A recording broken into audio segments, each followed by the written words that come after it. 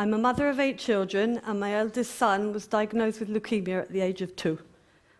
It was after 3 months of misdiagnosis, and as you can imagine, it was the worst news you could ever feel as a parent. We had been sent to Birmingham Hospital in September 2002 on suspected arthritis, and they arranged a blood test that evening. Within an hour, he was diagnosed with leukemia and rushed down to Great Ormond Street Hospital because they said a delay would be dangerous.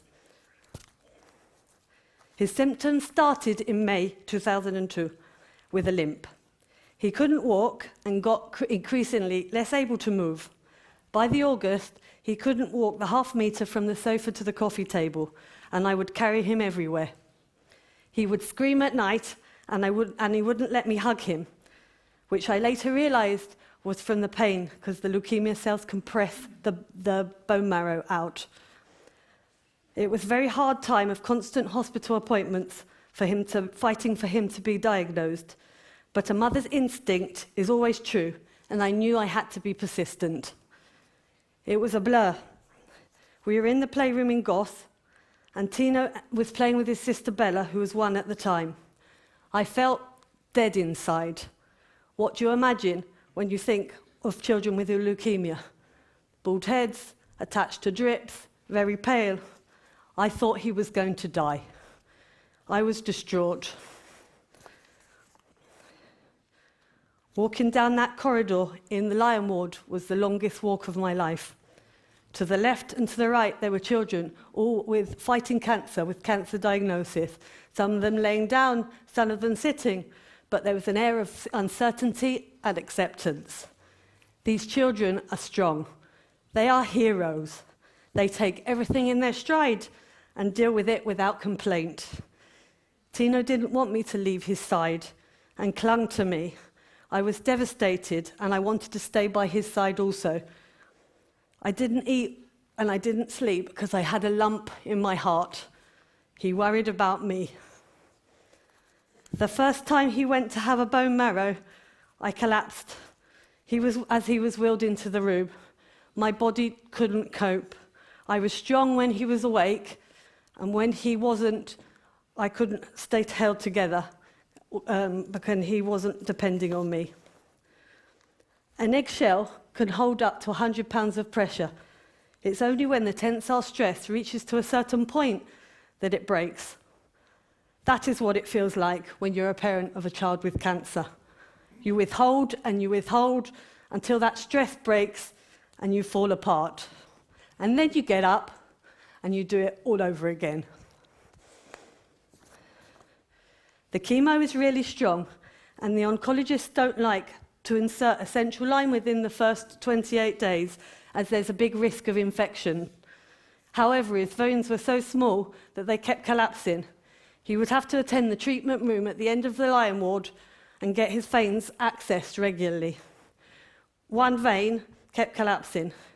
He was crying one day he was there for 45 minutes while the nurse was trying to access his veins and put in a central line early. It's a line that just goes under the skin and directly to the artery in the heart.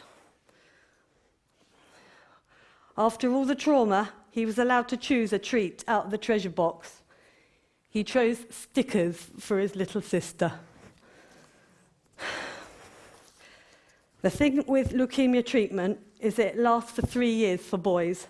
There are 3 long, intense blocks of chemo with a small recovery time in between for the body's cells to repair themselves, and another 2 years of oral chemotherapy. It made him sick. It made him bleed. It made him weak. His taste buds changed. He lost sensation in his limbs, lost his hair, and the steroids changed his personality. He was allergic to the antibiotics, and he had to have anti-allergens to stop him swelling. It was never ending. The chemo burned and pushed him to the brink that his little body could take, and then they introduced the maintenance, which was at a lower level so the cells could repair. As the time was so long, they were allowed to go home after the first month. The problem is, We are from Gibraltar. We're 1,000 miles away from home. Other families would travel into London 3 or 4 times a week, have their treatment, their chemo, or their operation, and then they would go home back to their comfortable environment. We couldn't do that. As we were unaware of his eventual diagnosis, we had no accommodation. We took enough clothes for 3 to 5 days, and enough money for 3 to 5 days.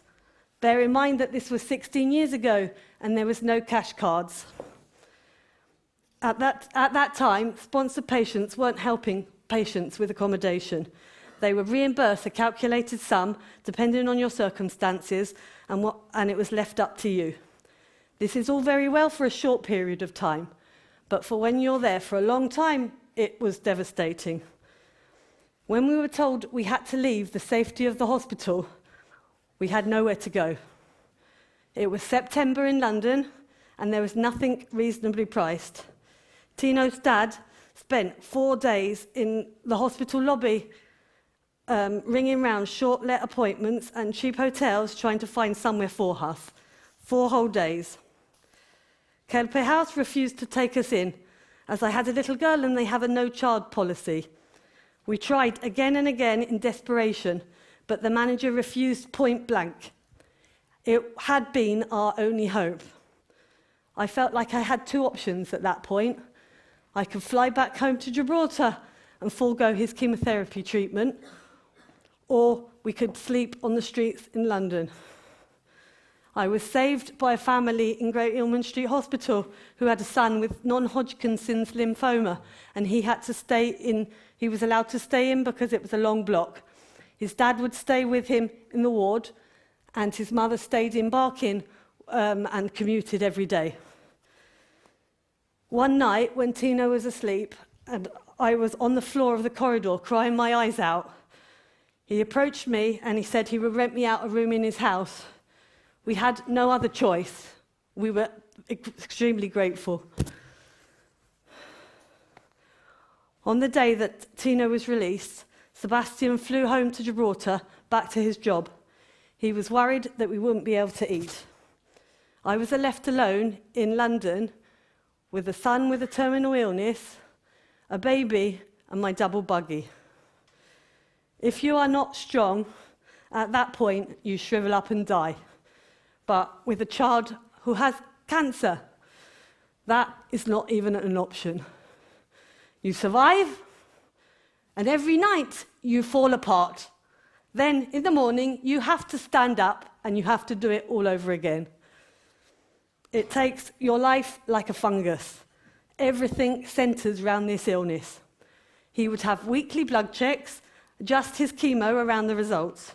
The aim was to keep the levels at a point where it suppressed his cells so they would not reproduce, but would not suppress them to a level he would not be able to fight out the illness. Tino struggled. He was sensitive to the chemo and was in and out of hospital. He spent 3 years back and forth from the UK after he kept getting ill. On some occasions, he got really ill. One, when he got an infection in his central line and had to have it replaced. One, where he got slap cheek syndrome, which is a normal mild childhood illness, but it buried itself deep into his bone marrow, and it devastated his blood counts. The last one, he got a fungal nodule in his lung, which mimicked the leukemia symptoms. They did a lung aspirate and diagnosed the fungal infection. The infection was life-threatening as he was immunosuppressed, and at this stage, they pulled him off the chemo early. Apart from the illness, one of the hardest things to deal with as a parent is the finance. You would give your life for your child, but having financial instability makes it so much harder. We had long periods where we couldn't work and we had to fly back and forth from the UK, and the GHA paid for him and myself, but it wouldn't pay for my daughter or my partner. We had an allowance, but it was nowhere near enough to cover my expenses in London and my expenses here and the journey back and forth in between. We racked up thousands of pounds worth of debt, and eventually we had to sell our flat to pay it off. We lost our home. We lost 3 years of our life, and we almost lost our son. When you hear of a child with cancer in Gibraltar, you feel it in your heart. And deep down, you're glad it's not your child. And when you go to bed, you hug them a little tighter. What happens if it is your child? It can happen to you. The last thing you want to be worried about in that time you are fighting to survive and you're fighting for your child's life is financial problems. We can't let it happen. What sort of a society allows this to happen? Leave from here and remember that your shell is tough. Your shell is tough. You think you are strong and you have withhold pressure in your life.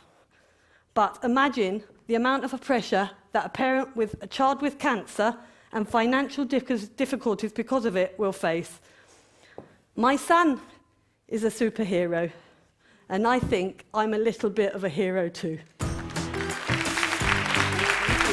Thank you for listening to my story.